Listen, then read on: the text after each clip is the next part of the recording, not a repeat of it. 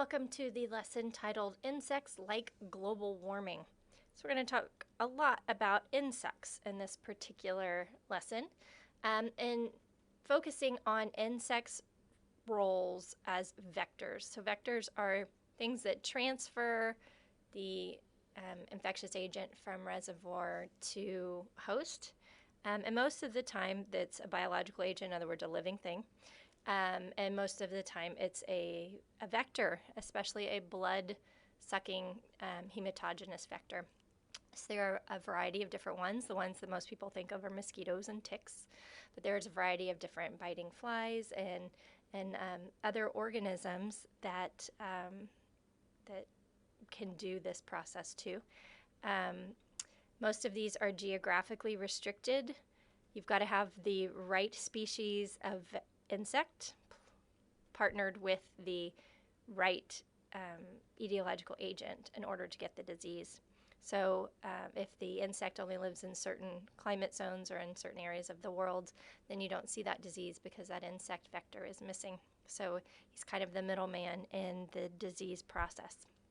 So you're going to learn about a handful of different kind of well-known insect vector-borne diseases in this lecture, several of which are protist, several of which are virus, and even a few bacteria. So a nice range.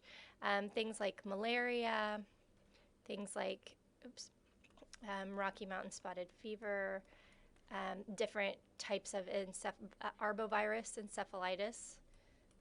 Arbovirus, arb means the R is arthropod and the bo is born, so arthropod born, in other words, bug spread diseases. You'll learn about Lyme disease, which hopefully some of you have some experience with or some information about already. And then you'll learn about a few that maybe you haven't heard of before: Chagas disease and African sleeping sickness. So you've got a handful of videos to watch here, each one of them over one of these 6 diseases, plus a little bit of background and just kind of connecting how climate change has influenced public health and influenced these infectious diseases by increasing the numbers of the vectors, the insects.